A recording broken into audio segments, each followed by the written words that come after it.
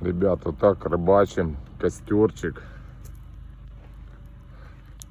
Вот Егор в труханах семейных. Не переоделся еще. Я уже в спортивках. А он все не может рыбалку свою оставить никак.